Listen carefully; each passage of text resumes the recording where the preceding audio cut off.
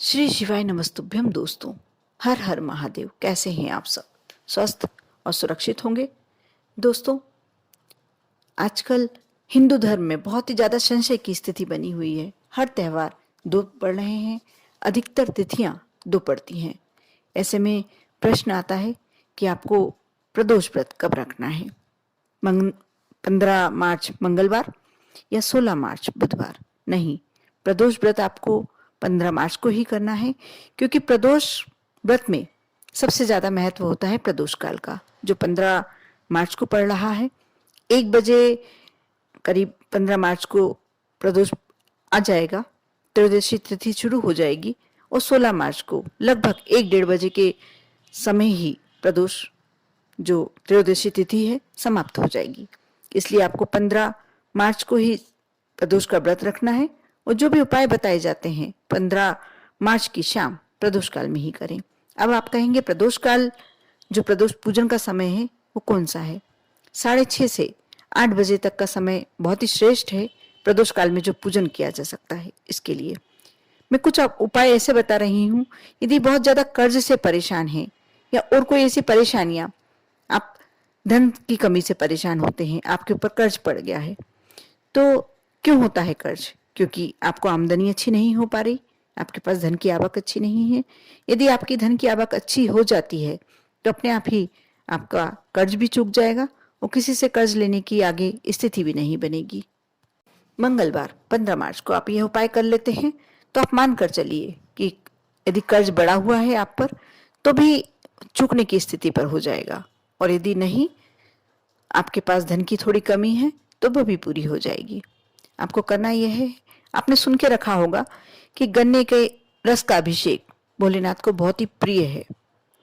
कहते हैं शिवरात्रि पर यदि गन्ने के रस से अभिषेक किया जाए, जिस शिवरात्रि पे आपको मिल सके, मासिक शिवरात्रि पर आपको गन्ने के रस का अभिषेक करना ही चाहिए। आप प्रति सोमवार भी कर सकते हैं, वो भी बहुत अच्छा है। लेकिन मैं खास अभी प्रदोष की बात कर रही हूँ, तो प्रदोष के दिन, प्रदोष काल में आप यदि थोड़ा सा गन्ने के रस से भी भोलेनाथ का अभिषेक करते हैं तो आप मान कर चलिए कि भोलेनाथ को अति प्रसन्नता प्राप्त होती है और वो अपने भक्तों पर, ऐसे भक्तों पर जो गन्ने के रस से अभिषेक करते हैं, उनकी धन संबंधी समस्या जड़ से समाप्त कर देते हैं। आप एक धनपतियों की श्रेणी में आ जाते हैं। कर देखिए। यदि आपको गन्ने का रस, वैसे तो अभी बहुत ही इजीली मिल जाएगा, आराम से मिल जाएगा, गन्ने के रस का मौसम है और जगह जगह गन्ने के रस बनते ही हैं, लेकिन नहीं मिल पाए तो आपको मैं बहुत अच्छा छोटा सा उपाय बता रही हूँ। कई बार हम बाजार में तो मिल रहा है लेकिन हमको उपलब्ध नहीं हो पाता है, तो ऐसे में आप थोड़ा सा गुड़ का टुकड़ा, आप गुड़ को पीस लीजिए और उसे जल में मिला लीजिए, कलश में जल भर लीजिए और उसमें मिला लीजिए, अच्छे से मिक्स कर लीजिए और भोलेनाथ का अभिषेक कर दीजिए। बस इतना ही करना है। आपको पूरा पूरा जो गन्ने के रस का अभिषेक करने का पुण्य मिलता है, वैसा की वैसा ही आपको फल मिलेगा। आप यह उपाय कर देखिए। प्रदोष काल में एको प्रश्न आपके मन में आ रहा होगा कि भोलेनाथ को शाम को कैसे जल समर्पित करें या गन्ने का रस समर्पित करें? नहीं, कर सकते हैं। प्रदोष काल, शिवरात्रि, इस समय आप बिल्कुल भोलेनाथ को गन्ने के रस से अभिषेक कर सकते हैं। लेकिन जब गन्ने के रस से आप अभिषेक करें तो साथ में स्वच्छ जल से आप बाद में समर्पित करना बिल्कुल ना भूलें, क्योंकि गन्ने का रस बहुत ही ज्यादा मीठा होता है और आप उसके बाद यदि स्वच्छ जल से अभिषेक कराते हैं, स्नान कराते हैं, तो बहुत ही अच्छी बात रहेगी। कराना ही पड़ेगा, आपको कराना ही चाहिए। आप जो ये मंगल प्रदोष पड़ रही है, भूम प्रदोष पड़ रही है, आज के दिन ये बिल्कुल उपाय करके ही देखिए। और प्रदोष काल में करना है, गन्ने के रस से करना है। गन्ने का रस नहीं उपलब्ध हो पाए तो आप थोड़ा सा गुड़ डालकर जल में और भोलेनाथ को समर्पित कीजिए। उसके बाद स्वच्छ जल समर्पित कीजिए। फिर आपके पास जो भी सामग्री आपके पास है वह सामग्री समर्पित कर सकते हैं। साथ ही एक और मैं बात, क्योंकि गुलाल और अबीर भोलेनाथ को समर्पित होता है, आप कंकु, रोली, हल्दी यह नहीं समर्पित कर पाते हैं, लेकिन आज के दिन प्रदोष काल में आप यह उपाय अवश्य करें। ये जो होली के पहले के 5 दिन होते हैं, इसमें सभी भगवानों के मंदिरों में, जैसे ठाकुर जी के मंदिर में, भोलेनाथ के मंदिर में होली होती ही है। आप आज के दिन प्रदोष काल में भोलेनाथ को अवश्य गुलाल, जो भी जितने भी रंग की गुलाल हो आपके पास, सभी रंग की गुलाल ले जाइए और अबीर ले जाइए, भोलेनाथ को समर्पित पहले स्नान कराइए अच्छे से। जो भी सामग्री आपके पास है वह सामग्री समर्पित कीजिए, बीलपत्र, शमी पत्र, जो भी है आपके पास। एक शुद्ध घी का दीपक लगाइए।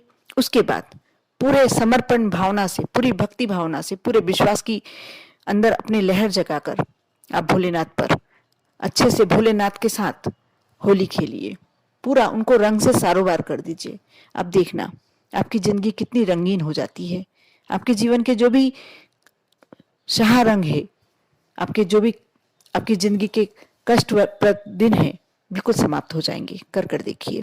भोलेनाथ को इतना रंग दीजिए कि भोलेनाथ की खूबसूरती आपकी आंखों से कभी निकले ही ना। वैसे ही वो इतने सुंदर हैं कि जिनके मन में, जिनके आंखों में वो रूप बस गया, फिर कोई नहीं बसता।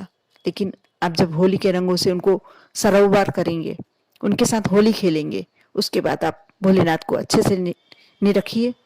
उनके साथ गोरा माँ पार्वती को भी अपने मन में धारण कर और उनको भी रंगिए। जो भी आपके मन की कामना है भोलेनाथ से कह के आइए, आपका वह कार्य अवश्य पूरा होगा। आप कर देखिए। साथ ही यदि आपके यहाँ कोई विवाह योग्य बच्चे हैं, नहीं हो पा रहा संबंध, जम नहीं पा रहा है, तो आप यह उपाय कर सकते हैं। आप मसूर की दाल ले लीजिए, 3 चम्मच आप उंगलियों से भी ले सकते हैं। करीब 3 आपको अपनी उंगलियों को मिलाकर और 3 बार आप किसी बर्तन में रख के ले जाएं, या थोड़ी सी ज्यादा 1 मुट्ठी करके ले जाइए और 3 बार समर्पित कीजिए। कहते हैं जिन बच्चों के यदि मांगलिक दोष भी चल रहा है, आप ये सब जानते ही होंगे कि मंगलवार को आप कोई भी लाल वस्तु का दान करते हैं, भोलेनाथ पर लाल वस्तु समर्पित करते हैं, जिसमें जो मंगल प्रदोष, मंगलवार को पड़ने वाला प्रदोष, भूम प्रदोष बहुत ही महत्वपूर्ण है इस कार्य के लिए। आप जिस बच्चे का संबंध नहीं जम रहा उससे ये कार्य कराएंगे तो ज्यादा फलदायक रहेगा। आप 3 बार मसूर की दाल भोलेनाथ पर समर्पित करवाइए और मन की इच्छा भोलेनाथ के समर्पित रखिए। आप देखना कितनी जल्दी शादी के योग बढ़ते हैं। यदि मंगल दोष भी है वह भी कम हो जाएगा। साथ ही यदि जिनके यहाँ जिन दंपति को बच्चे नहीं हैं, यदि बहुत समय हो गया है दाम्पत्य जीवन में रहते हुए और यदि बच्चे नहीं हैं, संतान नहीं है, तो आप आंकड़े का पुष्प भोलेनाथ पर समर्पित करें। जल में एक कलश में डाल लीजिए आंकड़े का, 1 पुष्प भी मिल जाए तो बहुत है, और भोलेनाथ को समर्पित करते हुए अपने मन की इच्छा रखिए। आप देखना जल्दी ही दंपति को संतान योग बन जाएंगे। कर देखिए। जो भूम प्रदोष होता है वह अपने आप में ही महत्व बहुत रखता है, और उसमें जब आप प्रदोष काल में, क्योंकि जो गुड़ होता है उसका जल आप समर्पित करते हैं। पहले तो गन्ने का रस ही बहुत ही पसंद होता है शिव जी को, उसके बाद जो लाल रंग होता है गुड़ का, वो एक अपने आप का एक अलग महत्व। और मंगलवार को आप लाल रंग की कोई भी वस्तुएं भोलेनाथ को समर्पित करते हैं, उसका एक अलग महत्व। इस प्रकार आपकी मनोकामना पूर्ण होने से कोई भी नहीं रोक सकता। श्रद्धा और विश्वास होना बहुत जरूरी है। आप श्रद्धा के साथ, विश्वास के साथ ये कार्य करिए। कर देखिए। आपकी सारी इच्छाएं भगवान भोलेनाथ अवश्य पूरी करेंगे। साथ ही आपको होली के त्योहार की, रंगों भरे त्योहार की बहुत बहुत शुभकामनाएं। ओम नमः शिवाय।